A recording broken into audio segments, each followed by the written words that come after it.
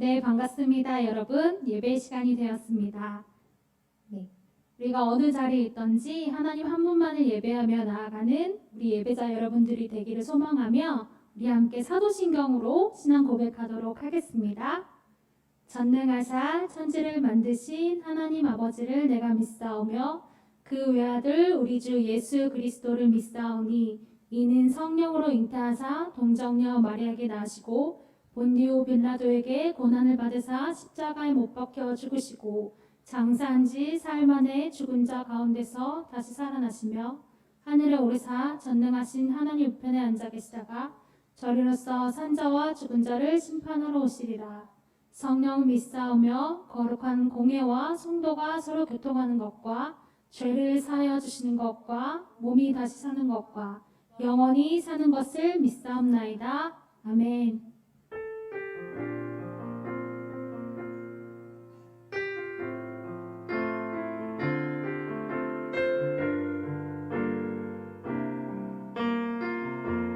나는 하나님을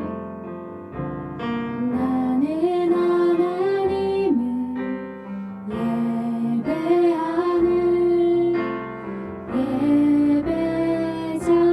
예배자입니다.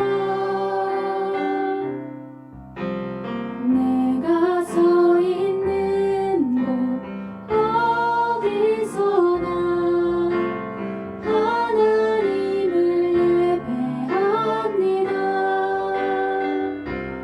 내 영혼 거룩한 은혜를 향하여 내 마음 완전한 하나님 향하여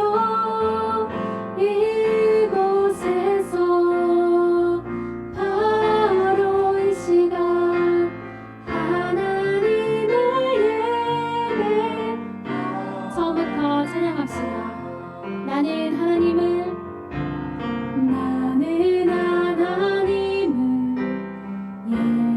예배하는 예배자입니다. 내가 서 있는 곳 어디서나 한 번 더 고백할까요? 나는 하나님을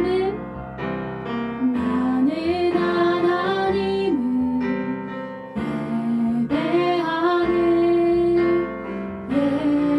예배자. 내가 서 있는 곳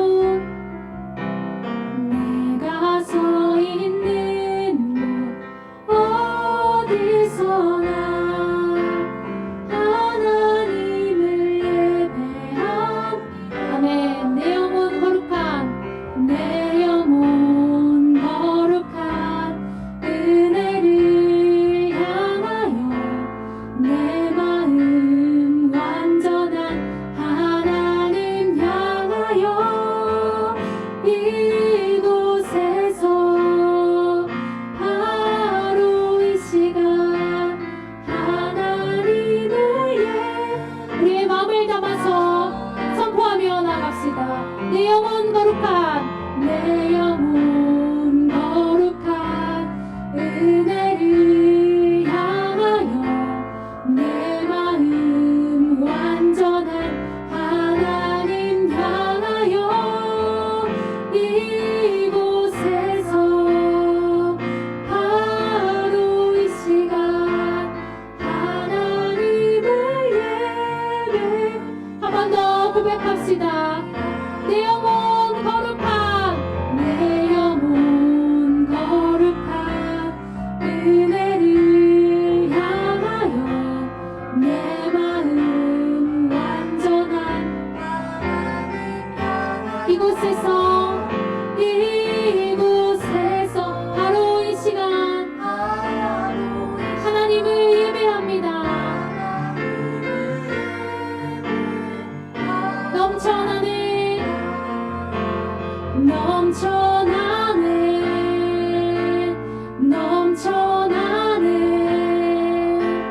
주를 향한 내 속에 갈망이 주님께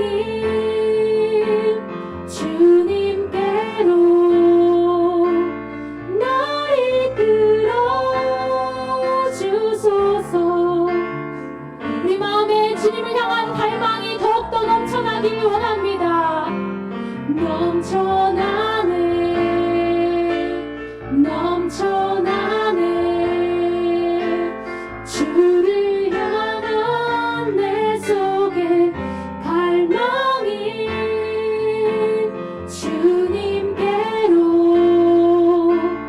날 이끌어 주소서 주님을 더 원합니다. 아멘. 우리 함께 박수 치면서 주님만을 경배하며 나아갑시다.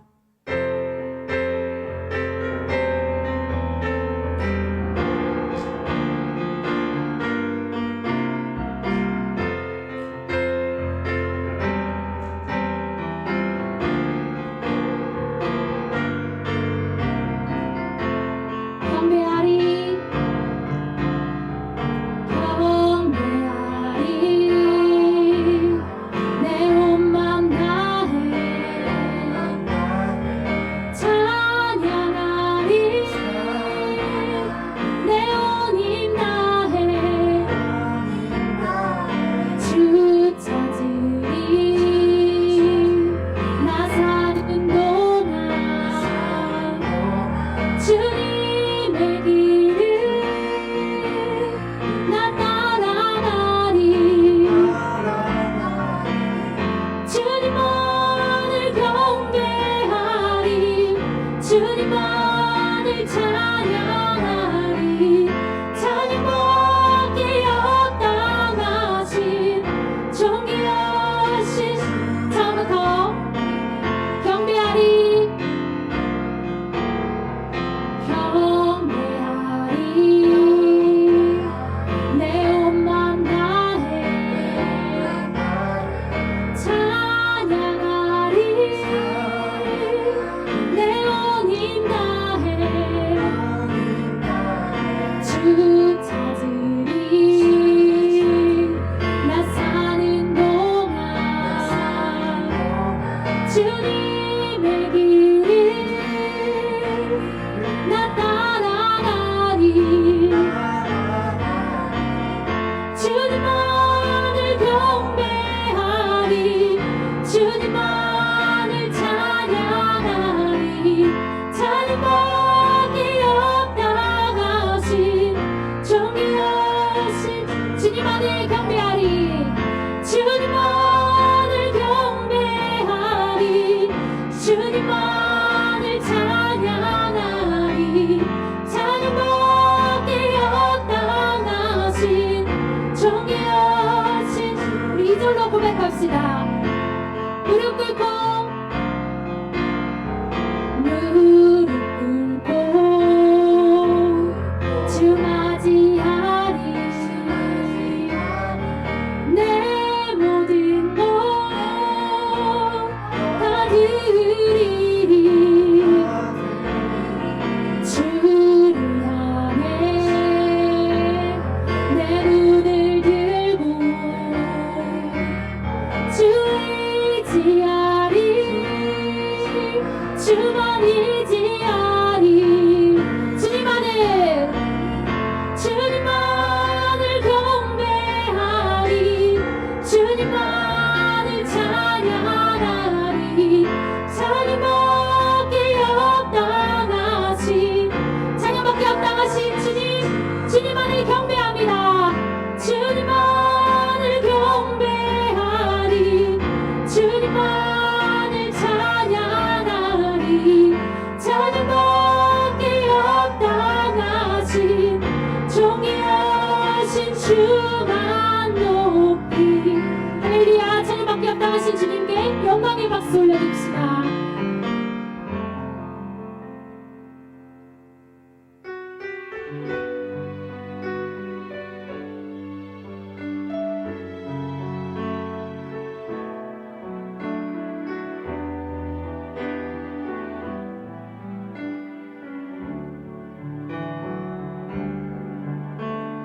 내 평생 사는 동안 주 찬양하리 여호와 하나님 내 주를 찬양하리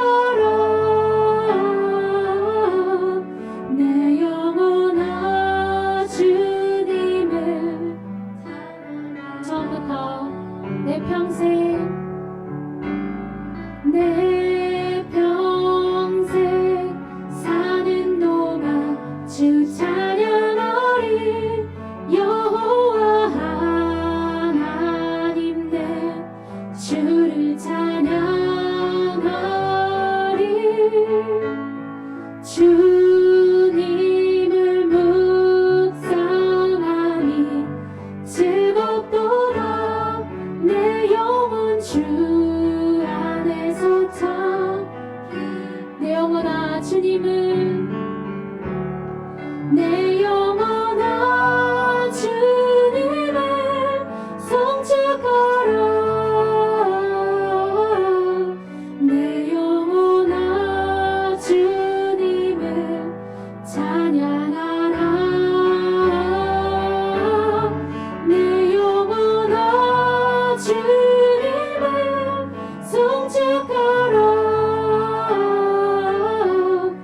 내 영혼아 우리 영혼 가운데 선포하며 내 영혼아 주님을 내 영혼아 주님을 송축하라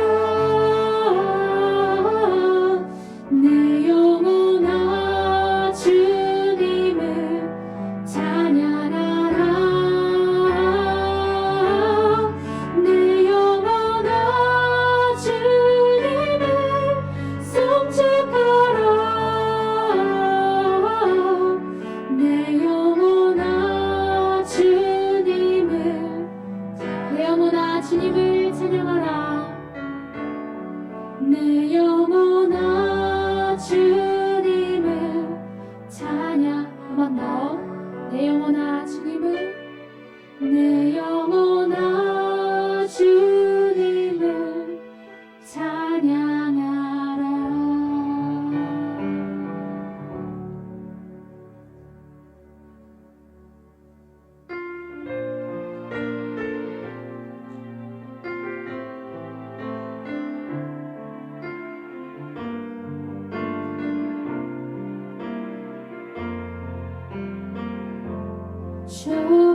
주보혈 날 정결케 하고 주보혈 날 자유케 하니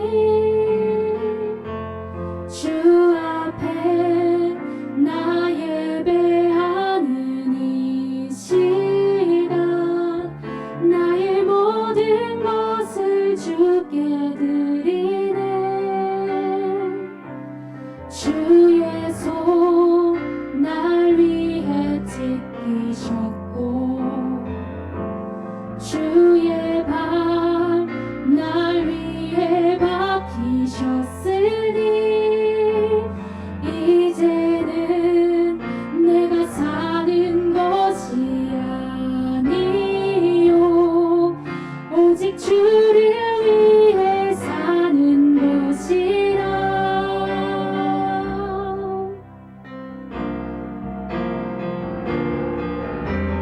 주의 손에 나의 손을 포개고 또 주의 발에 나의 발을 포개요 나 주와 함께 죽고 또 주와 함께 살리라 영원토록 주 위에 주의 손에 주의 손에 나의 손을 포개고 또 주의 발에 나의 발을 포개요 나 주와 함께 죽고 또 주와 함께 살리라 영원토록 주 위에 주 위에 살리라 처음부터 고백하며 주보혈 주보혈 날 정결케 주보혈 날 자유케 하니 주 앞에 나 예배하는 이 시간 나의 모든 것을 주께 드리네 주의 손 날 위해 찢기셨고 주의 발 날 위해 박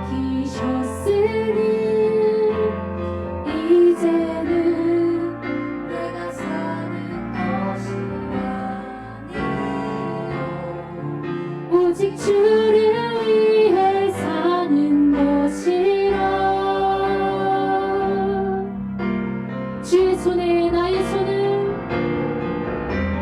주의 손에 나의 손을 포개고, 또 주의 발에 나의 발을 포개어.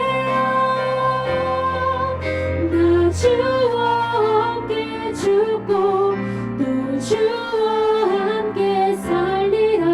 영원토록 주 위에. 주의 손에 나의 손을, 주의 손에 나의 손을 포개고,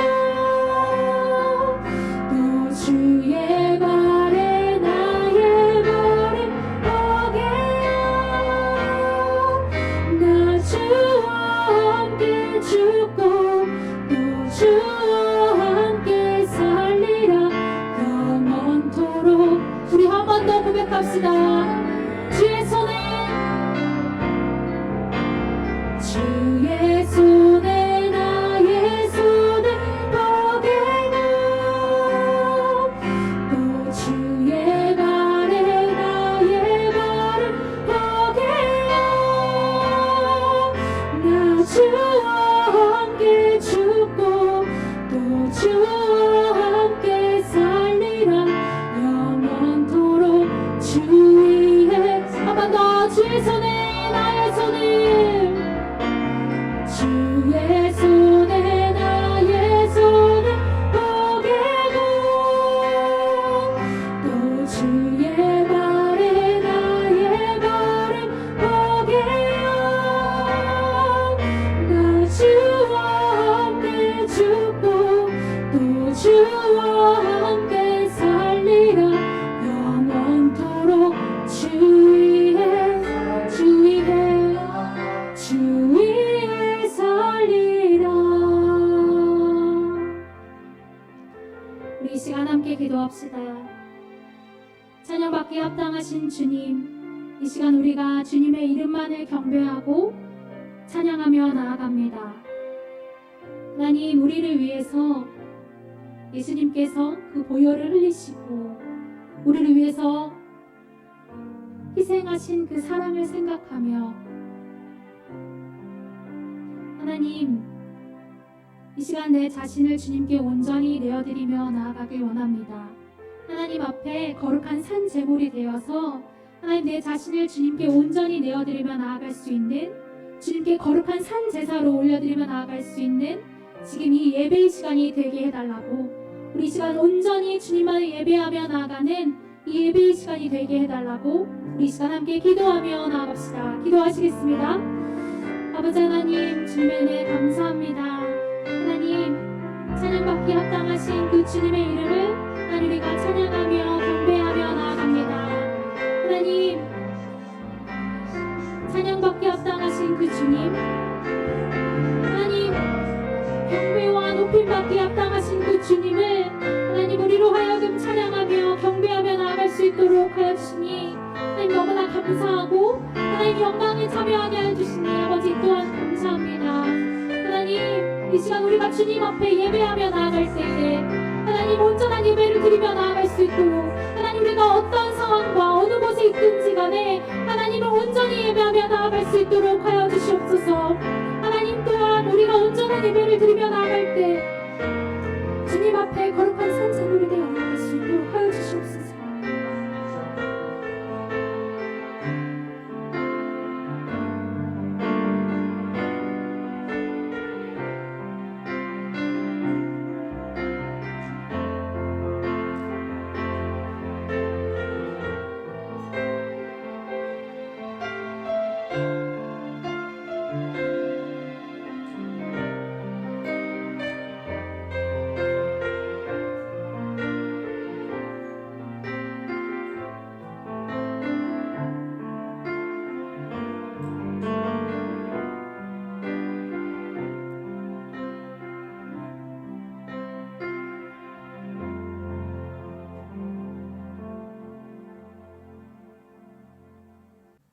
이 시간 청년부와 예배를 위해서 함께 기도하겠습니다. 사랑과 은혜가 풍성하신 하나님 감사합니다. 청년의 때 저희들을 주님 앞으로 불러주시고 주님을 찬양하고 예배하게 하심을 감사드립니다. 이 예배를 통하여 하나님께서 찾으시는 우리 청년부 모두가 되기를 소망합니다. 청년부 예배에 기름을 부으시고 이 시기를 잘 버티고 견디게 하시고 이겨낼 수 있는 능력을 주세요. 비대면으로 예배를 준비하는 모든 사람들에게 큰 은혜를 주시고 많은 청년들과 많은 사람들이 이 예배를 통해 변화될 수 있게 주님 함께 하시옵소서.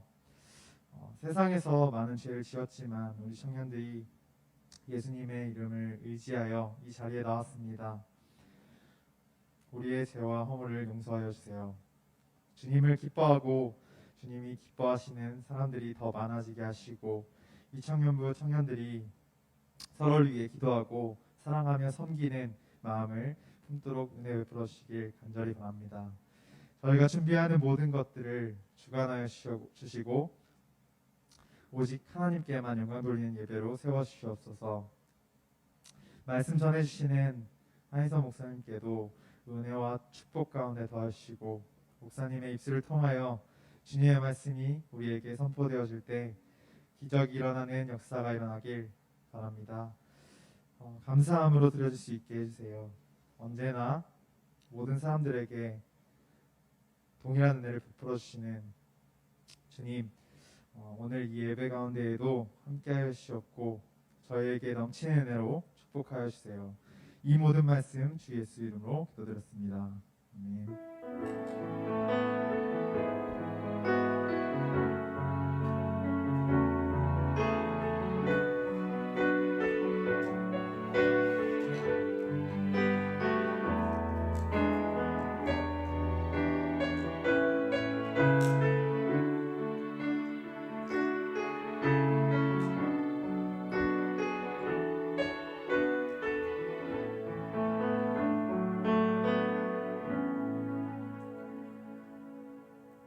오늘 하나님이 우리에게 주시는 말씀은 출애굽기 8장 25절에서 31절까지 말씀입니다. 제가 성경 봉독하도록 하겠습니다. 바로가 모세와 아론을 불러 이르되 너희는 가서 이 땅에서 너희 하나님께 제사를 드리라. 모세가 이르되 그리함은 부당함이니이다. 우리가 우리 하나님 여호와께 제사를 드리는 것은 애굽 사람이 싫어하는 바인즉 우리가 만일 애굽 사람의 목전에서 제사를 드리면 그들이 그것을 미워하여 우리를 돌로 치지 아니하리이까. 우리가 사흘 길쯤 광야로 들어가서 우리 하나님 여호와께 제사를 드리되 우리에게 명령하신 대로 하려 하나이다. 바로가 이르되 내가 너희를 보내리니 너희가 너희 하나님 여호와께 광야에서 제사를 드릴 것이나 너무 멀리 가지 말라. 그런즉 너희는 나를 위하여 간구하라. 모세가 이르되 내가 왕을 떠나가서 여호와께 간구하리니 내일이면 파리떼가 바로와 바로의 신하와 바로의 백성을 떠나려니와 바로는 이 백성을 보내어 여호와께 제사를 드리는 일에 다시 거짓을 행하지 마소서 하고 모세가 바로를 떠나 나와서 여호와께 간구하니 여호와께서 모세의 말대로 하시니 그 파리떼가 바로와 그의 신하와 그의 백성에게서 떠나니 하나도 남지 아니하였더라. 아멘. 잠깐 기도하겠습니다. 하나님, 우리가 각자 처소에서 영상 온라인을 통해 예배를 드립니다. 그러나 성령님께서 우리를 하나 되게 하시고 동일한 은혜로 이 예배 가운데 역사해 주시옵소서. 예수님의 이름으로 기도드립니다. 아멘. 우리가 지난 시간에는 하나님께서 애굽을 10가지 재앙으로 치신 그 내용에 대해서 말씀을 나눴습니다. 하나님께서 애굽 가운데 10가지 재앙을 내린 이유 무엇이라고 그랬죠? 첫 번째로 10가지 재앙을 통해서 하나님의 권능을 나타내신 것입니다. 하나님이 어떤 분이신지를 바로와 애굽 가운데에서 그리고 그 주변 민족 가운데서 나타내신 거죠. 두 번째로 10가지 재앙은 바로와 애굽에 대한 애굽의 신들에 대한 하나님의 심판이었습니다. 너희들이 믿는 너희들이 신이라고 생각하는 이 바로가 그 우상들이 아무것도 아니다. 거짓 우상일 뿐이다. 라는 것을 보여주신 거죠. 그리고 마지막 세 번째로 10가지 재앙을 통해서 하나님은 이스라엘 백성의 구원을 허락해 주셨습니다. 애굽의 노예로 있었던 그들이 10가지 재앙을 통하여서 이 10가지 재앙이 직접적으로 그들을 해방케 되게 하는 그 직접적인 계기가 된 것이죠. 그리고 그 부르심을 통하여서 그 자유케 함을 통하여서 하나님은 이스라엘 백성들이 하나님을 예배하는 예배자로 세워지기를 바라셨고 기대하신 것입니다. 하나님의 큰 계획, 하나님의 큰 그림은 바로 그들을 부르심으로 예배자로 세우기 위함이었던 거죠. 한편 재앙을 통해서 하나님께 두들겨 맞은 바로는 두 손 들고 항복한 것이 아니라 살살 하나님의 눈치를 보기 시작합니다. 재앙이 임하면 이스라엘 백성들을 보내줄 것처럼 하다가 재앙이 그치면 또다시 내가 언제 그런 소리를 했냐라는 식으로 반응을 하는 거죠. 이스라엘 백성의 입장에서 보면 하나님의 명령을 받아서 예배자로 예배자로 나아가려고 하는 그 이스라엘 백성들의 걸음을 가로막고 방해하고 있는 것입니다. 저는 예배자로 서려는 그 이스라엘 백성들을 방해하고 있는 이 바로의 모습, 바로 오늘날 예배자로 서려고 하는 우리를 가로막는 그 악한 마귀의 모습이 아닌가 그렇게 생각을 합니다. 악한 마귀, 우리의 예배를 방해하는 그들의 계략, 오늘 바로의 모습 속에서 그 모습들을 발견하기 원하고요. 그러한 모습 가운데서 우리가 어떻게 대처하며 어떠한 모습으로 예배자로 서야 하는지를 본문을 중심으로 함께 나누기를 원합니다. 하나님께서 이스라엘 백성을 부르시고 최초로 명령하셨던 것은 내가 너희를 나를 예배하는 예배자로 세우리라 라는 말씀이었죠. 그래서 출애굽기 3장 18절에 보면 너는 그들의 장로들과 함께 애굽 왕에게 이르기를 히브리 사람의 하나님 여호와께서 우리에게 임하셨은즉 우리가 우리 하나님 여호와께 제사를 드리려 하오니 사흘 길쯤 광야로 가도록 허락하소서 하라. 하나님께서 모세에게 명령하신 것입니다. 너는 바로에게 가서 우리 이스라엘 백성들이 광야로 사흘 길쯤 가서 여호와를 예배하게 하소서 그렇게 전하라고 말씀을 하셨죠. 그 명령대로 모세는 바로 앞에 나아가 다음과 같이 말합니다. 출애굽기 5장 3절 그들이 이르되 히브리인의 하나님이 우리에게 나타나셨은즉 우리가 광야로 사흘 길쯤 가서 우리 하나님 여호와께 제사를 드리려 하오니 가도록 허락하소서. 여호와께서 전염병이나 칼로 우리를 치실까 두려워하나이다. 들었던 명령대로 바로 앞에 가서 담대하게 전하죠. 우리를 광야로 사흘 길쯤 가서 하나님 여호와를 제사 드리게 하소서. 그러나 이에 대한 바로의 첫 번째 반응은 비웃음이라고 그랬죠. 모세에 대해서 하나님에 대해서 비웃고 여호와가 누구이기에 내가 그 명령을 들어야 하느냐 조롱하죠. 그리고 엉뚱한 쓸데없는 소리 한다라고 이스라엘 백성들에게 노동을 가중시켜서 그들을 학대하고 그러한 요구를 눌러버리려고 합니다. 그러자 하나님께서 그 두 팔을 걷어붙이고 10가지 재앙으로 그들 가운데 실력 행사를 하시는 거죠. 그에 대해서 그러한 재앙으로 인해서 완고하기만 하던 바로가 물러서게 됩니다. 그리고 파리 재앙이 있은 후 피 그리고 개구리 그리고 그리고 파리 재앙이 있었는데 파리 재앙 이후 이 완고했던 바로가 다음과 같이 말합니다. 8장 25절인데요. 바로가 모세와 아론을 불러 이르되 너희는 가서 이 땅에서 너희 하나님께 희생을 드리라. 이 땅에서 너희 하나님께 예배를 드리라. 처음에는 예배를 드린다고? 이놈들이 시간이 남아도는구나. 이놈들이 게으름을 피우는구나. 완전히 무시를 했었거든요. 근데 지금은 그래? 그러면 이 땅에서 예배를 드려라 라고 어떻게 보면 한 걸음 물러나서 그렇게 말하고 있다는 것입니다. 그러면 예배를 허락하는 것 같죠. 예배를 하라고 하잖아요. 근데 자세히 보면 하나님께서 이스라엘 백성들에게 명령했던 그 명령과 내용이 다릅니다.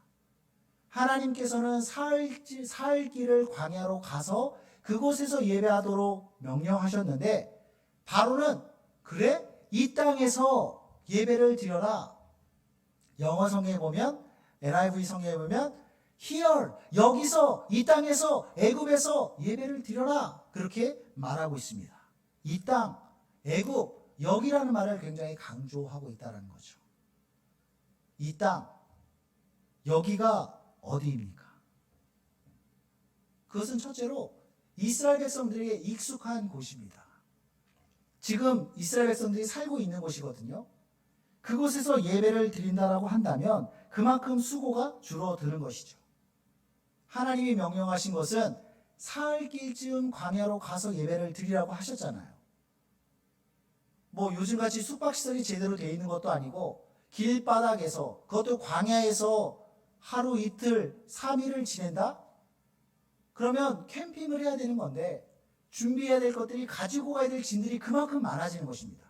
당일치기와 1박 2박 하는 건 차이가 천지 차이잖아요. 얼마나 수고스러운 피곤함이 거기에 담겨 있는 것입니다. 당연히 그럴 수만 있다면 여기서 예배를 드리는 것이 이스라엘 백성들에게 훨씬 더 편한 거죠. 그러나 여러분, 이 편리함이라고 하는 것은 참으로 위험한 것입니다. 편리함 자체가 나쁜 것이고 배척해야 된다는 의미가 아닙니다. 그리고 편리함 대신 불편함을 추구해야 된다는 그런 의미도 아니에요. 그런데 우리가 어떤 기준을 결정을 내리는 데 있어서 그 기준은 편리함이 아닌 하나님의 말씀이 되어야 된다는 거죠. 지극히 상식적인 얘기죠. 우리가 어떤 결정을 내릴 때 그 결정을 내리는 기준은 편리함이 아니라 하나님 말씀이어야 된다. 여러분 생각해 보세요. 오늘날 우리가 살고 있는 이 시대는 편리함이 굉장히 중요한 가치로 여겨지는 그런 시대입니다. 편리함보다 더 중요한 가치가 없어요. 우리가 소비자로서 어떤 물건을 사고 어떠한 서비스를 우리가 받을 때 그것을 할 때에 뭐가 기준이에요? 이게 얼마나 편리한가? 얼마나 손쉽게 사용할 수 있는가? 그걸로 결정을 해요. 그리고 그러한 것들을 우리가 교회에도 가져와서 신앙생활이라고 하는 그 울타리 가운데도 그것을 가져와서 똑같은 기준으로 우리가 그것을 적용하려고 해요. 뭐 현대 가운데 뭐 부득이 교회를 옮겨야 되는 상황들이 생깁니다. 이런저런 일로. 그럴 때 여러분 교회를 선택하는 기준이 뭔지 아십니까? 하나님 말씀이 제대로 선포되어지는가, 이 공동체는 건강한가, 그런 본질적인 것들을 보는 것이 아니라 우리 집에서 가기 얼마나 편리한가, 주차기가 얼마나 편리한가, 모든 예배 시간이나 이런 것들은 얼마나 나에게 편리한가, 이런 것들을 보고 결정한다는 것입니다. 이럴 때의 편리함은 위험한 것이 되는 거죠. 다르게 말하면 신앙생활이라고 하는 것은 불편함을 감수해야 하는 것입니다. 불편한 것이 신앙생활을 잘하는 것은 아닙니다. 그러나 우리가 하나님 앞에서 말씀대로 순종하며 제대로 된 신앙생활을 하려면 불편함을 감수할 수밖에 없습니다. 여기가 아닌 사흘 길을 떠나야 되는 것입니다. 내가 익숙한 곳, 수고를 하지 않아도 되는 여기가 아니라 기꺼이 사흘 길을 걸어 나갈 수 있어야 된다라는 것이죠. 그리고 두 번째로 바로가 이 땅 여기서 예배하라 라고 말하고 있는데 이 땅은 애굽이죠. 바로라고 하는 왕의 통치, 그의 영향력이 미치는 곳입니다. 그의 다스림이 있는 곳. 그 영향력 아래서 머물며 예배하라고 바로는 요구하는 거죠. 근데 여러분 하나님을 예배한다는 것은 어떤 행사, 이벤트에 그냥 참여하는 게 아니잖아요. 예배라고 하는 것은 하나님을 경외하는 것이고 하나님을 예배하는 것이고 하나님을 제사하는 것이라고 그랬죠. 하나님을 두렵고 떨리는 마음으로 그 하나님의 그 임재 앞에 우리가 나아가는 것입니다. 그리고 납작하게 엎드리는 거라고 그랬죠. 하나님이 나를 다스리시는 왕이십니다. 하나님만이 나의 왕이십니다. 나는 종입니다. 나는 아무것도 아닙니다. 우리는 예배를 통해서 그 고백을 하는 거예요. 우리가 실제로 납작하게 엎드리진 않지만 예배를 통해서, 찬양을 통해서 말씀 가운데 그렇게 온전히 하나님 앞에 낮아지는 것이죠. 그리고 우리가 산 제물이 되어서 나의 자아가, 나의 생각이, 나의 욕심이 그렇게 하나님 앞에 드러나는 것이 아니라 말씀 가운데 내가 죽어지고 주님 앞에 내가 자아가 죽어짐으로 온전히 산 제물로 주님 앞에 올려지는 것입니다. 그게 예배의 본질인 거죠. 하나님의 다스림, 하나님을 인정하는 것입니다. 근데 바로가 여기서 예배를 드려라 라고 하는 것은 무엇이냐면 내가 통치하고 내가 다스리는 영역, 내 땅 안에서 정하고 싶으면 해봐 라고 말하고 있는 것입니다. 하나님을 예배하든 어떤 신을 섬기든 여기의 왕은 나고 이곳을 다스리는 자는 나고 그 다스림 가운데서 너네 하고 싶은 대로 해. 그거예요. 여전히 너희를 다스리는 자고 이곳의 주인은 나고 너희가 섬겨야 될 왕은 바로 나다라는 메시지가 담겨 있는 거죠. 그러나 우리가 온전한 예배자로 서기 위해서는 내 주인이 누구인지를 명확히 해야 됩니다. 내 주인, 나의 왕은 누구인가? 바로 왕인가? 아니면 하나님이신가? 내게 밥을 주고 나로 살게 하고 그러므로 내가 섬겨야 할 자는 바로다 라는 그런 태도로는 하나님을 온전히 예배할 수가 없는 거죠.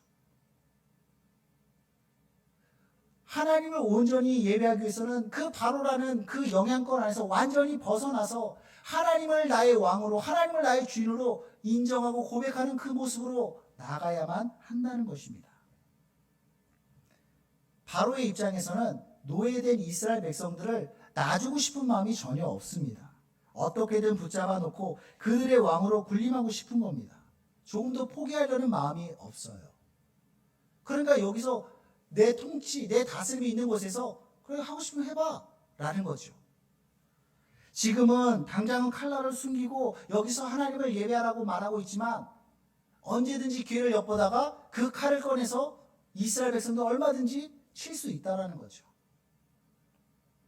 그러므로 온전한 예배자로 서기 위해서는 바로의 다스림이 있는 그 영향권, 이 땅 여기에서 벗어나야 되는 것입니다. 오늘날 신약시대에 살고 있는 우리에게 적용한다면 이렇게 적용할 수 있을 것 같아요. 우리가 온전한 하나님의 예배자로 서기 위해서는 죄의 굴레로부터, 죄의 자리로부터 온전히 벗어나야 한다는 것입니다. 로마서 6장 17절에 보면 하나님께 감사하리로다. 너희가 본래 죄의 종이더니. 너희는 원래 죄의 종이었다. 죄의 제한리 가운데 있었다. 바로 이스라엘이 떠나야 될 이 땅이 죄의 자리였던 거죠. 바로의 노예, 애굽의 노예 상태로 있었던 그 자리죠. 그러한 종의 자리에서는 죄의 그 권세 아래서는 우리는 온전한 예배자로 될 수가 없는 것입니다. 그것을 벗어남으로 온전한 예배자로 나아갈 수 있게 되는 것이죠. 죄에는 두 가지 종류의 죄가 있습니다. 보통 원죄, 자범죄 이렇게 구분을 하죠. 저는 이렇게 표현하고 싶어요. 예수님을 모르는 죄, 그리고 매일매일 저지르는 죄. 매일매일 저지르는 죄, 우리가 보통 자범죄라고 하는데 이건 다음 기회에 얘기를 하도록 하겠고, 오늘은 예수님을 모르는 죄, 하나님을 모르는 죄에 대해서 좀 더 얘기를 나누고자 합니다. 성경이 우리를, 인간을 죄인이라고 말하는데 특별히 성경이 말하는 가장 큰 죄는 무엇이냐면 하나님을 모르는 죄입니다. 하나님에 대한 무지. 왜 이것이 큰 죄악인가? 우리는 원래 하나님의 백성이고 하나님의 자녀입니다. 그래서 하나님과의 관계 속에서 하나님과의 그 울타리 가운데서 하나님이 주시는 은혜와 보호와 공급과 풍성함을 누리는 거죠. 그것이 에덴 동산에서의 삶이었습니다. 근데 우리 아담의 범죄로 말미암아 죄가 우리 가운데 들어왔고 그 죄의 본성이 우리를 하나님으로부터 멀어지게 만드는 거예요. 하나님으로부터 떠나가게 만드는 거예요. 그래서 하나님의 다스림이 아니라 하나님의 보호하심이 아니라 악한 마귀의 죄의 권세 아래 우리로 자꾸 이끄는 겁니다. 하나님과의 단절뿐만 아니라 악한 마귀가 주는 그런 두려움과 공허와 무질서함으로 우리를 사로잡는 거죠. 그런 죄의 노예 가운데서 그런 속박과 두려움과 공허함 속에서 온전한 예배자로 설 수 있겠습니까? 그럴 수 없다라는 것입니다. 하나님을 예배한다는 것은 온전한 예배자로 서기 위해서는 그러한 굴레 가운데 죄의 노예 상태로는 온전한 예배를 드릴 수 없는 것입니다. 그래서 하나님은 우리를 자유케 하셨어요. 로마서 6장 17절에 보면 너희에게 전하여 준 교훈의 본을 마음으로 순종하여 죄로부터 해방되어 의에게 종이 되었느니라. 죄로부터 너희가 의로 해방되었다. 어떻게요? 너희에게 준 교훈의 본이 그것을 마음으로 순종하여 믿음으로 받아들일 때 너희는 죄의 굴레로부터 죄의 자리로부터 자유케 되어질 것이다. 의에 이르게 될 것이다. 라고 사도 바울이 우리에게 말씀하고 있는 거죠. 너희에게 전해준 교훈의 본. 교훈의 본은 예수 그리스도의 구원입니다. 하나님의 독생자 되신 예수 그리스도를 우리가 그의 죽으심과 그의 부활하심을 통하여서 모든 죄의 권세를 꺾어 놓으셨고 그 예수를 우리가 영접하고 믿음으로 말미암아 이제는 죄에서 의로 옮겨졌음을 우리 예수님이 그 일을 이루신 거죠. 우리는 믿음으로 그 의에 동참하게 되는 것입니다. 죄의 굴레로부터 자유케 되어지고 그러므로 온전한 예배자로 설 수 있게 되는 것입니다. 우리가 죄인이다라는 그러한 인식이 없이는 그리고 여전히 죄의 자리에 머물고 있는 상태로는 온전한 예배자가 될 수 없습니다. 이미 그러한 죄를 깨닫고 하나님 앞에 고백하며 그 용서의 사함을 구하는 기도를 했다면 우리는 이제는 자유함을 누릴 것입니다. 그러나 행여나 내가 죄인이었어? 나는 그런 거에서 전혀 의식을 못했는데 또는 내가 죄의 자리에 머물고 있구나 라는 것을 깨달은 분이 있다면 그러한 기도를 드려야 될 것입니다. 예수님, 내가 이제껏 주님을 모르고 살았습니다. 예수님이 나의 구원자 되시고 나를 다스리는 주인 되심을 몰랐습니다. 주님을 모르고 살았던 나의 삶을 용서해 주시고 이제는 주님이 이루신 그 십자가의 구원을 믿으며 나가오니 나를 죄에서 구원하여 주시고 내 안에 머물러 주실 뿐만 아니라 나를 다스려 주시옵소서. 그러한 기도와 그러한 결단이 우리 가운데 있어야 될 것입니다. 우리 스스로 죄의 자리에서 박차고 나오는 것이 아닙니다. 우리의 의지가 우리의 열심이 그렇게 자유케 하는 게 아닙니다. 예수 그리스도의 그 십자가의 공로를 의지하여 우리는 죄에서 자유케 되어지는 것입니다. 그럴 때에 여기서 벗어남으로 말미암아 죄의 자리에서 벗어남으로 말미암아 온전한 예배자로 설 수 있다. 이 땅에서 예배하라는 이 바로의 제안에 모세는 하나님의 명령 그 말씀을 되뇌이며 거듭 말합니다. 27절 우리가 사흘길쯤 광야로 들어가서 우리 하나님 여호와께 제사를 드리되 우리에게 명령하신 대로 하려 하나이다. 사흘길쯤 가서 우리가 제사 드릴 것입니다. 이것을 허락하시옵소서. 사흘길 3일이죠. 3일 3일길 가서 예배하리라. 왜 3일길이라고 그렇게 언급을 했을까요? 하나님께서 콕 집어서 사흘길 가도록 요구를 하셨는데 왜 그러셨을까? 두 가지를 생각해 볼 수 있는데 첫째는 경계를 구분해 주는 그러한 거리로서의 3일길입니다. 그리고 두 번째로는 결단하는 시간으로서의 3일이라는 것이죠. 좀 더 설명이 필요할 것 같은데 먼저 3일길은 두 부족, 두 국가 간의 그런 경계로서의 충분한 거리로서의 그러한 거리를 말합니다. 3일길. 창세기에 보면 야곱이 외삼촌 라반의 집에 가서 오랫동안 거주하게 됩니다. 그러면서 처음에는 아내를 얻기 위해서 그 라반을 위해서 일을 하죠. 근데 라반이 보니까 일을 잘해요. 복덩이에요. 이 야곱으로 인해서 점점점 부가 쌓이게 되는 것입니다. 그래서 아내를 얻은 야곱이 떠나가는 것을 막 붙잡으면서 나랑 더 같이 있자. 내가 너에게 파격적인 연봉을 주겠다. 그러면서 너의 조건은 무엇이냐 묻죠. 그러자 야곱이 아롱진 거, 점이 있는 거, 검은 그런 양들은 나의 소유로 해 주십시오. 그렇게 조건을 내겁니다. 그래서 라반이 그 조건을 받아들이고 라반과 야곱이 함께 거주하는데 특이한 것은 그 두 양떼가 섞이지 않도록 라반이 야곱의 양떼와 자기의 양떼를 거리를 둔다는 것입니다. 창세기 26장에 보면 창세기 26장이 아니 창세기 30장 36절에 보면 자기와 야곱의 사이를 살길이 뜨게 하였고 야곱은 라반의 남은 양떼를 치니라. 3일 길이면 섞이지 않을 충분한 거리가 된다는 것이죠. 즉 오늘 본문과 연관해서 말한다면 3일 길 광야로 간다는 것은 바로의 영향력으로부터 벗어난 충분한 거리가 된다는 것입니다. 특별히 바로가 이 땅에서 하나님께 제사하라고 말했는데 모세는 이에 대해서 거절하면서 다음과 같이 말합니다. 26절 모세가 이르되 그리함은 부당함이니이다. 우리가 하나님 여호와께 제사를 드리는 것은 애굽 사람이 싫어하는 바인즉 우리가 만일 애굽 사람의 목전에서 제사를 드리면 그들이 그것을 미워하여 우리를 돌로 치지 아니하리이까. 이 땅에서 하나님께 제사를 드린다면 하나님께 드리는 제사는 피의 제사였거든요. 짐승을 잡아서 찢어서 각을 뜨고 각을 뜬다는 게 뼈와 살을 분리하는 거라고 그랬죠.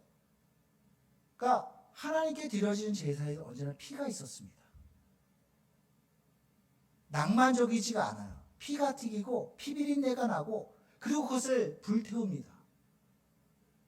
그 불태우는 냄새들, 피냄새, 피비린내 얼마나 역겹겠습니까? 그러니까 애굽 사람들 눈에 볼 때는 그게 가증스럽게 여겨지는 거예요. 더욱이 애굽 사람들 눈에는 이 짐승들이 신성하게 여겨지는 것들입니다. 근데 그런 짐승을 잡아서 제사를 드린다고 하면 애굽 사람들의 충돌이 생길 여지가 있는 거죠. 그런 것들을 미연에 방지하기 위해서라도 충분한 거리 3일 길이 있어야 한다는 것입니다. 그래서 하나님은 사흘 길을 3일 길을 가도록 그렇게 말씀하신 거죠. 뿐만 아니라 두 번째로 3일 길은 결단하는 시간으로서의 3일이었습니다. 이스라엘 백성들의 최종 목적지는 가나안 땅이었죠. 가나안 땅. 이스라엘 백성들은 애굽에 살고 있었는데 애굽 전역에 흩어져서 산 것이 아니라 애굽에서 고센이라고 하는 지역에 모여 살았습니다. 그리고 이 고센이라고 하는 땅에서 가나안 땅까지의 거리는 대략 열흘 길쯤 걸리는 그런 거리에 있었습니다. 그러니까 약 180km 정도였는데 우리가 사람이 걷는 속도가 보통 3km, 4km라고 그러거든요. 하루에 8시간씩 그렇게 4km로 걷는다라고 했을 때에 6일에서 7일 정도 걸리는 거리예요. 그러니까 하나님께서 가나안 땅에 가서 제사 드리는 것이 처음부터의 의도였다고 한다면 너희는 6일, 너희는 7일 길쯤 가서 그곳에서 제사를 드려라 라고 말씀을 했겠죠. 근데 하나님은 그렇게 말씀하시지 않고 3일 길 가서 제사하라 라고 말했다는 것입니다. 그러니까 꼭 가나안 땅 가서 제사를 드리라고 말을 하는 것이 아니라 그 3일 길을 통해서 방금 말한 것처럼 그 바로의 영향력으로부터 완전히 벗어날 수 있는 그 거리만큼 나아가라는 것이죠. 그리고 3일 길을 통해서 그들로 하여금 고민하고 숙고하도록 만드는 것입니다. 보세요. 3일 길 가서 예배하라는 것은 지금 장정만 60만 명인 그 이스라엘 백성들을 예배자의 자리로 이끄는 것입니다. 이스라엘 백성들이 400년 동안 애굽의 노예로 살았거든요. 이제껏 그들은 바로가 신이고 애굽의 신들이 그들이 섬겨야 될 하나님인 것처럼 생각하고 살아왔습니다. 물론 개인적으로 또는 가족이 하나님을 신실하게 섬기는 사람도 있었지만 이스라엘 사람들은 하나님을 잃어버렸습니다. 하나님을 예배하는 방법들을 잃어버렸습니다. 그런 이스라엘 백성들을 이제 예배 자리로 부르시는 거예요. 애굽에서 이끌어내시겠다는 것은 이제는 내가 너희를 예배자로 세우겠다는 것입니다.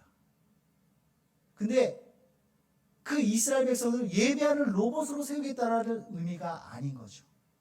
10가지 재앙을 통해서 하나님이 어떤 분이신지를 보여주실 뿐만 아니라 그래서 바로와 애굽에 대한 하나님의 심판이기도 했지만 이스라엘 백성들에게는 내가 누구인지 알았지. 너희가 예배해야 될 대상은 바로 나 여호와다라는 것을 보여주는 것입니다. 그래서 거기 분위기에 휩싸여서 하나님을 예배하는 것이 아니라 과연 이 하나님이 우리가 예배해야 될 분이신가, 예배에게 합당하신 분인가, 그것을 3일 길을 걸으면서 숙고하도록 만드는 것이에요. 분위기에 휩싸여서 즉각적으로 뭔가 결단하고 판단하고 그렇게 사인을 받아내는 것이 아니라 충분한 시간을 두고 과연 하나님이 예배하실 만한 분인가, 과연 우리가 하나님을 예배하도록 준비되어 있는가, 우리가 하나님의 예배자로 서야 하는가, 그런 고민의 시간을 갖는 거죠. 창세기 22장에 보면 하나님께서 아브라함을 예배의 자리로 부르십니다. 근데 하나님을 예배하는 자리, 구약의 제사를 드렸죠. 구약시대의 제사에는 언제나 피가 있습니다. 제물이 있습니다. 그리고 22장에서 하나님께서 그 부르시는 예배의 자리에 그 예배의 제물은 무엇이었냐면 아브라함이 가장 귀하게 여기는 그의 외아들 이삭을 제물로 하나님이 요구하셨어요. 아브라함아, 나를 예배해라. 너의 가장 귀한 아들 그 이삭을 제물로 삼아 나를 예배하라. 그렇게 요구를 하십니다. 근데 아브라함이 그 명령에 순종하네요. 창세기 22장 3절 4절에 보면 아브라함이 아침에 일찍 일어나 나귀의 안장을 지우고 두 종과 그 아들 이삭을 데리고 번지에 쓸 나무를 쪼개어 가지고 떠나 하나님이 자기에게 일러주신 곳으로 가더니 제3일에 아브라함이 눈을 들어 그곳을 멀리 바라본지라. 하나님께서 장소를 지정해 주셨습니다. 이곳에서 제사를 드려라. 그곳은 예배의 장소는 가장 사랑하는 이삭을 죽여야 되는 장소였습니다. 근데 거기까지 금방 갈 수 있는 거리가 아니라 3일 길을 걸어서 도착했을 때 보이는 곳이에요. 생각해 보세요, 여러분. 그 3일 길, 아브라함에게 있어서 3일 길은 내 아들을 죽이는 길이었습니다. 그 걸음이 얼마나 힘들었을까요? 하나님께서 명령하셨기 때문에 순종함으로 그 길을 걸어가는데 내가 도저히 이거 못하겠다. 그러면 더 이상 나갈 수가 없는 거죠. 중간에 멈출 수밖에 없는 것입니다. 언제라도 돌이킬 수 있는 것입니다. 하루 길을 가다가 이건 도저히 아니다. 돌이킬 수 있는 것이고 이틀 길을 가다 돌이킬 수도 있는 것이고 그러나 하루, 이틀, 3일 길을 걸었다는 것은 무엇이냐면 내가 하나님 말씀에 순종하겠습니다. 내가 하나님을 온전히 예배하겠습니다. 그 걸음이라는 거죠. 온전한 예배자로 우리가 선다는 것은 한순간에 막 그렇게 감정에 휩싸이고 분위기에 휩싸여서 내가 예배자 되겠습니다. 내가 하나님 잘 섬기겠습니다. 그게 아니에요. 마치 아브라함이 그 3일 길을 걸어가며 얼마나 많은 생각들을 했겠습니까?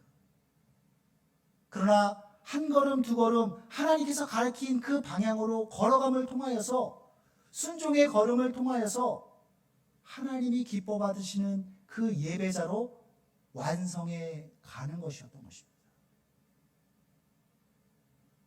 3일 길을 다 채움으로써 온전한 예배를 완성했다. 그렇게 얘기할 수가 있는 것이죠. 이처럼 이스라엘 백성들에게 3일은 온전한 순종, 온전한 예배자로 서기 위해서 채워야 할 최소한의 시간이었다는 것입니다. 예배자로 살기 위한 결단의 시간. 그러므로 3일은 반드시 지켜야 하는 명령이었습니다. 정리하면 바로의 영향력으로부터 벗어나기 위해서도 3일이라고 하는 그 시간, 그 거리가 필요했고, 또 이스라엘 백성 스스로가 예배자로 서기 위해서 숙고하며 결단하는 시간으로서의 3일이 필요했던 것입니다. 근데 보면 바로는 이를 용납하지 않습니다. 모세가 강하게 애굽을 떠나야 한다고 말하자 바로는 한 걸음 또 물러나는 것 같이 말하면서 그러면 가기는 가라. 하지만 너무 멀리는 가지 말라. 이렇게 말해요. 28절인데 바로가 이르되 내가 너희를 보내리니 너희가 너희의 하나님 여호와께 광야에서 제사를 드릴 것이나 너무 멀리 가지는 말라. 그런즉 너희는 나를 위하여 간구하라. 가려면 가라. 그러나 너무 멀리는 가지 마. 보세요. 하나님의 최초의 명령은 3일 길 가서 그곳에서 제사를 드려라 라는 것이었죠. 처음에 바로는 완강에 버팁니다. 그러다 안 될 것 같으니까 그러면 여기서 예배해. 모세가 강하게 나오자 계속해서 재앙이 또 애굽을 휩쓸자 또 항복하는 것처럼 그러면 가. 근데 너무 멀리 가지는 마. 이렇게 얘기를 하고 있는 거예요. 여러분, 우리가 신앙생활 하다 보면 그런 말을 자주 듣습니다. 믿는 건 좋아. 신앙생활 하는 건 좋아. 근데 적당히 해. 너무 깊이 하지는 마.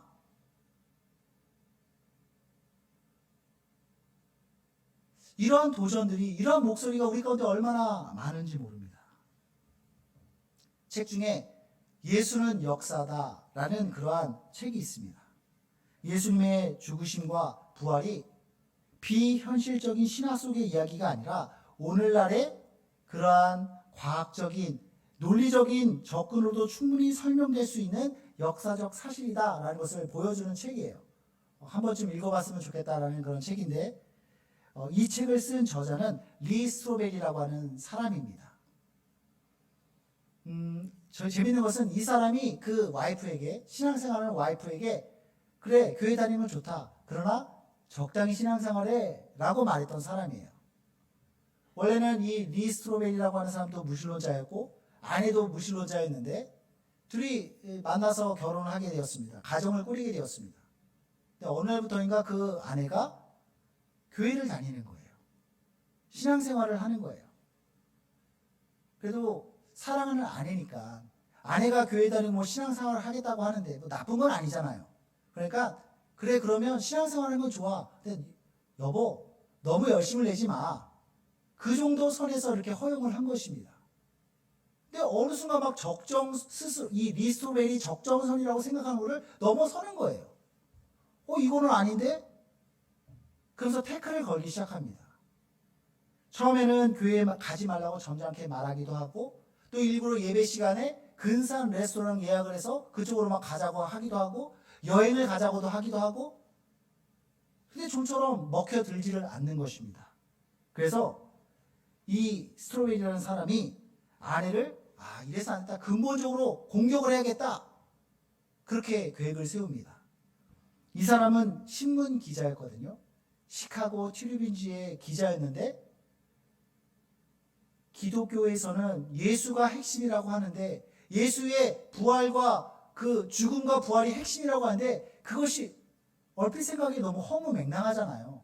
어떻게 죽었는데도 부활할 수가 있습니까? 여기에 분명히 문제가 있다고 생각해서 이거를 내가 파고들어서 아내가 믿고 있는 그 신앙의 근본을 흔들어야겠다. 그런 계획을 세웠습니다. 그리고 취재에 가는 거예요. 그 이야기를 전체를 다 할 수는 없지만 아무튼 이 사람이 그 내용들을 파헤치면 파헤칠수록 자기 자신이 설득되어지는 것입니다. 이 사람은 전혀 교회를 다니지 않았고 신앙생활을 하지 않았던 사람입니다. 그냥 얼핏 생각하기에 예수라는 사람이 죽었다가 부활했다? 말도 안 되는 얘기여서 조금만 이제 끌적끌적 거리면 그 기독교의 허무맹랑한 것을 밝혀낼 거라고 생각을 한 것입니다. 근데 찬찬히 찾아보니까 다 사실인 거예요. 정말 죽었는데 정말 살아난 겁니다. 자세한 내용 여러분 책 보세요. 영어로도 나왔어요. 그러니까 자기가 설득되는 거예요. 자기가 그 예수를 인정하지 않을 수 없게 되는 것입니다. 그래서 이분도 예수님을 믿게 되고 나중에는 목회자가 되어 교회를 섬기는 그러한 자리까지 나갈 수 있게 되었다는 것입니다. 여러분, 말씀이 허구처럼 여겨지고 신앙생활이 신화처럼 여겨지는 것은 세상 사람들의 시각으로 어린 자가 생각하기 때문이라고 생각합니다. 그렇잖아요. 성경에 나와 있는 초자연적인 현상들, 그러한 진리들을 대충 생각하면 말도 안 되는 거예요. 그러나 이 리 스트로베리라고 하는 사람처럼 진지하게 꼼꼼히 살핀다면 우리의 결론은, 우리가 다다르는 그 마지막 길은 이것이 과연 진리이구나, 이것이 허구가 아니구나, 이것이 사실이구나 라는 그 역사적인 사실을 마주하게 된다는 것입니다. 문제는 세상 사람들이 아니에요. 하나님을 모르고 하나님을 믿지 않는 자들이 성경의 내용을 비웃고 믿지 못하고, 당연하죠. 그들은 아는 게 없으니까. 그러나 하나님을 아는, 예수님을 믿는 우리는 적당히 알아서는 안 되는 거죠. 적당히 신앙생활에서는 안 되는 것입니다. 예배를 드리되 너무 멀리 가지는 마라 라고 하는 그 바로의 그런 소리에 우리는 귀 기울여서는 안 되는 것입니다. 오늘날 우리의 신앙을 방해하고 우리의 성장을 방해하며 온전한 예배를 드리지 못하도록 하는 그 강력한 계략이에요. 계략. 적당히 해. 선을 넘지 마. 여러분, 바로의 입장에서는 하루길을 가든 3일길을 가든 별 차이가 없다라고 생각하는 것입니다. 세상 사람들이 볼 때는 그런 신앙에 그냥 하는 흉내만 내는 거 아니야? 그냥 도장 찍고 오면 되는 거 아니야? 그렇게 쉽게 생각한다는 거예요. 단순하게 생각한다는 거예요. 바로의 생각입니다. 그러나 열왕기 하에 보면 아람 국가의 나만이라는 장군이 문둥병에 걸려서 고침을 받고자 하나님의 사람 엘리사를 찾아옵니다. 그때 엘리사가 요단강에 가서 몸을 7번 씻으라고 말을 하죠. 씻는다라는 측면에 있어서 몸을 1번 씻는 것이나 3번 씻는 것이나 7번을 씻는 거나 무슨 차이가 있습니까? 그런데요, 그가 몸을 씻을 때에 1번을 씻고 2번을 씻고 5번을 씻고 6번을 씻을 때까지는 아무런 변화, 아무런 역사가 나타나지 않았지만 그가 7번 씻을 때에 7번째에 하나님의 역사가 나타났다는 사실을 우리는 기억해야 될 것입니다. 무엇이냐면 하나님께서 3일 길을 가라고 했으면 3일 길을 가야 하는 것입니다. 1일 길 하루를 가다가 멈추고 이틀을 가다 멈추고 그래서는 온전한 예배가 될 수 없다는 거예요. 근데 어떤 사람에게 3일 길을 가는 것은 그렇게까지 해야 해 하는 모습으로 비춰질 수도 있습니다.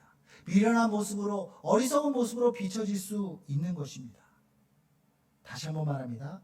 신앙생활이라고 하는 것은 가라고 한 대로, 가라고 한 만큼 가는 것임을 믿으시기 바랍니다.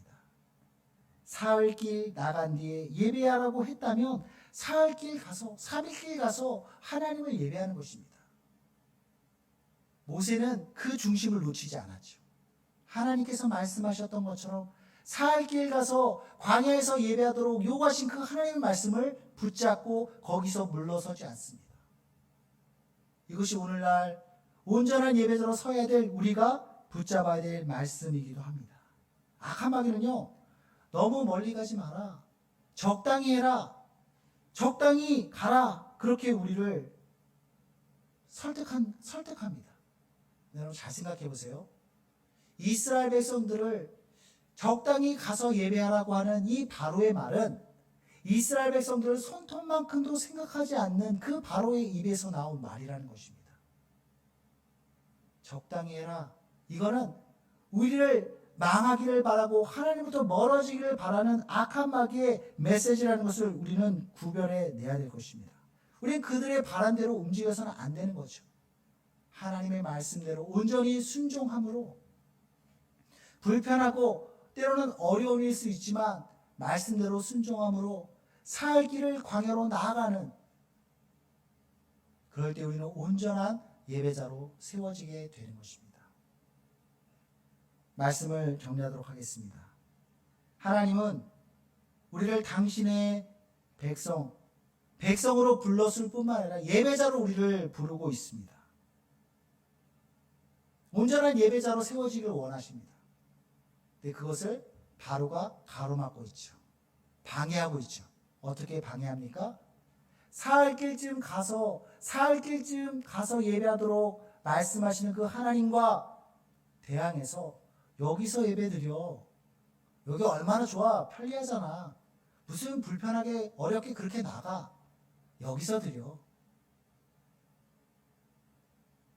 그리고 그래? 정 가길 원한다면 적당히 나가. 너무 멀리 가지 마. 왜 피곤하게 그래? 그렇게 우리에게 속삭인다는 것입니다. 여러분, 편리함이라는 것만 놓고 보면 그럴싸하죠. 수고하지 않아도 되고 불편하지 않아도 되는 얼마나 좋은 제안입니까?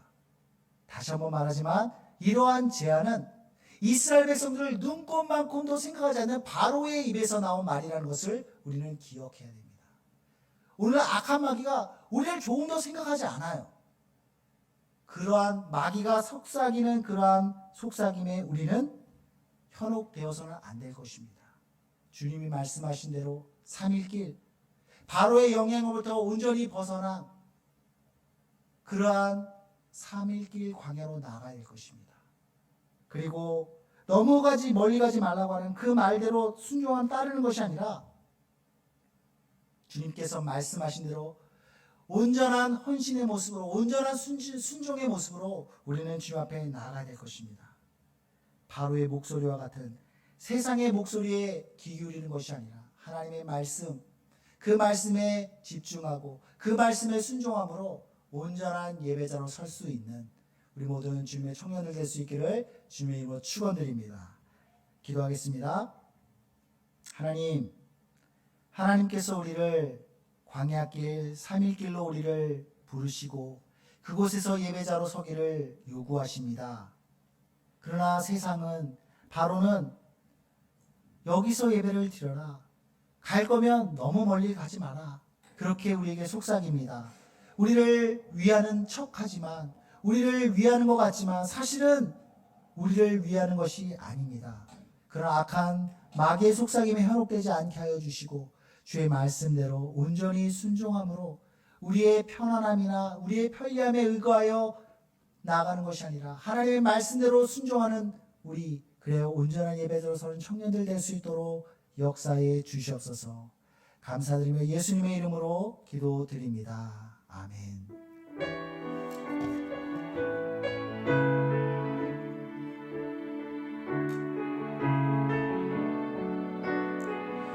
온전한 예배자로 서길 원하는 마음으로 이 찬양 고백 드리기 원합니다. 주여 우린 연약합니다. 우린 오늘을 힘겨웁니다.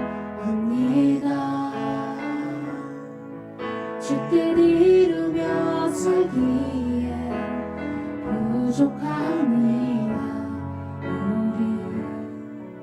우린 연약합니다. 주여 우린 넘어집니다.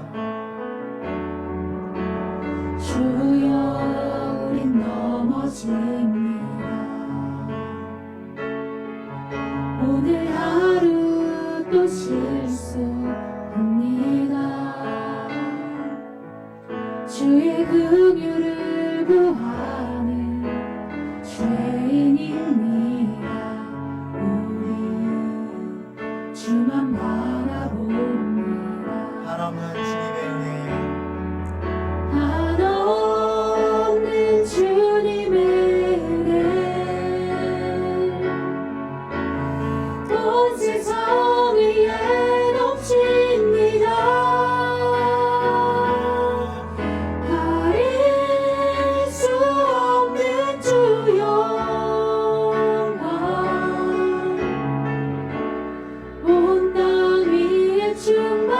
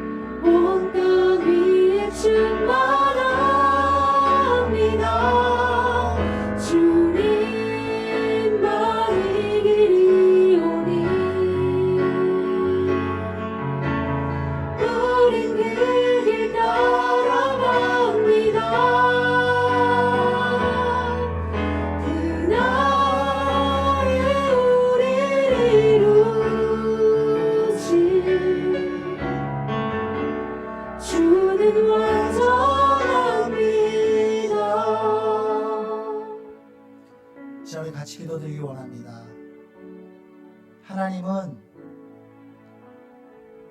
우리의 예배를 받으시기에 합당하신 분입니다. 우리는 마땅히 영광과 존귀와 경배를 하나님께 올려드려야 됩니다. 그런데 악한 마귀는 마치 바로처럼 우리를 가로막습니다. 여기서 예배를 드려 적당히 해, 그냥 적당히 하면 돼, 그런 식으로 우리를 말씀에, 하나님의 요구에 온전히 순종하지 못하도록 가로막습니다. 특별히 편리함을 추구하고 나 중심적인 그러한 모습으로는 온전한 예배자로 설 수 없습니다. 하나님, 내가 아니라 하나님이 예배의 주인공이십니다. 찬양받기에 합당하신 하나님을 온전히 예배드리길 원합니다. 3일 길 가라 했으면 그 3일 길 가겠습니다. 죄의 자리로부터 온전히 벗어나, 바로의 영향력으로부터 온전히 벗어나 하나님만 나의 왕이시고 하나님만이 높여드리는 높임받기에 합당하신 분임을 인정하며 고백하기 원합니다. 그러한 예배자 되게 하여 주시옵소서. 적당히 하는 것이 아니라 온전한 헌신으로, 완전한 순종으로 나아가게 하여 주시옵소서. 그런 결단의 기도 시간 하나님 앞에 올려드리겠습니다. 주여, 몸으로 기도합니다. 주여,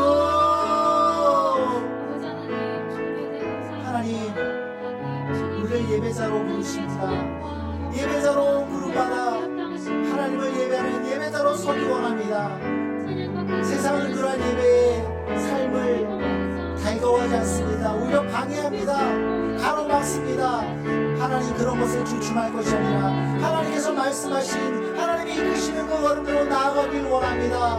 하나님, 이곳에서 적당히 예배드려라, 바로는 우리에게 속삭입니다. 죄의 자리 가운데서 여전히 죄 가운데 머물며 하나님을 예배하는 것에 대해서 우리로 하여금 그렇게 만듭니다. 타협하도록 만듭니다. 그렇지 않습니다. 예수 그리스도의 십자가의 구원이 우리에게 허락되었으니 그 은혜를 힘입어 죄로부터 자유케 하여 주시고 죄의 자리를 떠나 예배의 자리로 나아갈 수 있도록 아버지, 우리의 걸음을 인도하여 주시옵소서. 하나님께서 우리에게 하시는 그 3일길 마땅히 가야 될 길인 줄 믿습니다. 하나님, 순고의 자리입니다. 결단의 시간입니다. 순종해야 될 시간입니다. 하나님, 그 걸음을 멈추지 않게 하여 주시옵소서. 돌아서지 않게 하여 주시옵소서. 전진하게 하여 주시고 순종하게 하여 주시고 헌신하게 하여 주시옵소서. 하나님이 기대하시고 요구하시는 온전한 예배자로 설 수 있도록 하나님, 우리의 걸음을 인도하여 주시옵소서. 오늘도 우리를 예배자로 부르시는 하나님,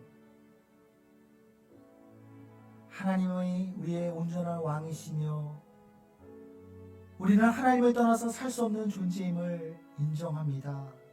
그 하나님을 온전히 높여드리길 원합니다. 그러나 세상은 예배자로 서는 것을 달가워하지 않습니다. 방해합니다. 우리로 하여금 적당히 하도록 종용합니다. 굳이 이 땅을 벗어나야 되냐? 굳이 죄의 자리를 떠나야 되느냐? 죄의 자리에 머물면서 적당히 하나님도 예배하라고 우리를 꼬드깁니다. 그러한 헛소리에 현혹되지 않게 하시고 예수 그리스도의 그 십자가의 사역을 통해 주어진 구원, 죄 사함의 길을, 그 은혜를 우리가 받아 누릴 수 있도록 도와주시고, 그러므로 온전한 예배자로 나아갈 수 있도록 도와주시옵소서. 적당히 하는 모습으로, 편리함을 추구하는 모습으로, 나 중심적인 모습으로는 온전한 예배자가 될 수 없습니다. 하나님께서 말씀하신 그 명령대로 나의 편리함이 아니라 말씀의 헌신으로, 말씀의 순종으로 온전히 예배자로 나갈 수 있는 참된 예배자로 서는 우리 모두가 될 수 있도록 역사해 주시옵소서. 지금은 우리 주 예수 그리스도의 은혜와 하나님의 크신 사랑과 성령의 감화감동 교통하심이 참된 예배자, 온전한 예배자로 서길 원하는 우리 모든 청년들 위해, 주님의 몸 되신 교회 위에, 이 시간도 세계 곳곳에서 주의 복음을 전하는 모든 선교사님과 그 사역 위에 이제로부터 영원까지 함께 있을지어다. 아멘.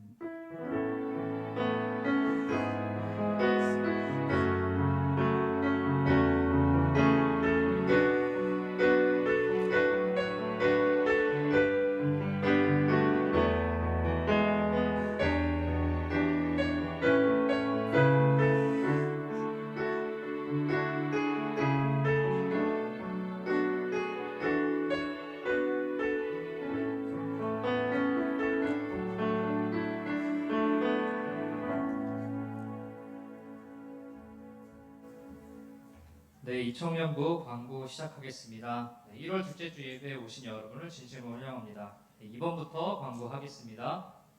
네, 이번 사회적 거리두기 방침에 따라 온라인 예배가 계속되고 있습니다. 온라인에서도 사모하는 마음으로 예배 자리에 나오시기를 바랍니다. 3번 새내기 양육이 이번 주부터 3주간 1대1로 진행됩니다. 양육 과정을 위해서 관심과 기도 부탁드립니다. 4번 필사팀 인원을 모집하고 있습니다. 필사팀은 매일 최소 한 페이지를 목표로 필사팀 단톡방에서 인증하는 방법으로 진행되고 있습니다. 물론 한 페이지 이상 쓰셔도 무방합니다. 필사 한 페이지 하는데 보통 10분 정도 걸린다고 합니다. 그러니까 어렵게 느끼지 마시고 함께 참여해 주시면 좋겠습니다. 또한 매달 미션을 완료하면 선물까지 있으니 여러분의 적극적인 참여 부탁드리고 문의는 각 셀장님 통해 해주시면 되겠습니다. 필사책은 현재 교회에서 구약 3권 세트를 신청받고 있습니다. 한 권만 구입하는 것은 불가하다고 하니 구입에 참고해 주시면 되겠습니다. 가격은 정가 75,000원인데 교회의 지원 금액을 제외한 3만 원만 내시면 되고 신청 후 약 2-3주 후에 받으실 수 있다고 합니다. 필사책 신청 역시 각 셀장님 통해서 문의해 주시면 될 것 같습니다. 5번 이청년부 오픈 채팅방이 개설되었습니다. 이청년부에서 진행하는 행사나 광고에 활용될 예정이니 많은 관심 가져주시고 입장해 주시기 바랍니다. 링크나 관련 문의는 각 셀장님 통해 주시면 되겠습니다. 7번 이청년부를 함께 이끌어갈 리더를 모집합니다. 목양팀, 미디어팀, 새가족팀, 양육팀, 찬양팀, 회계팀 이 6팀에서 섬기고자 하는 마음만 있다면 누구나 지원 가능합니다. 리더 신청은 각 셀장님과 또 팀장님 통해 주시면 되겠습니다. 팀 모임 시작해 주세요.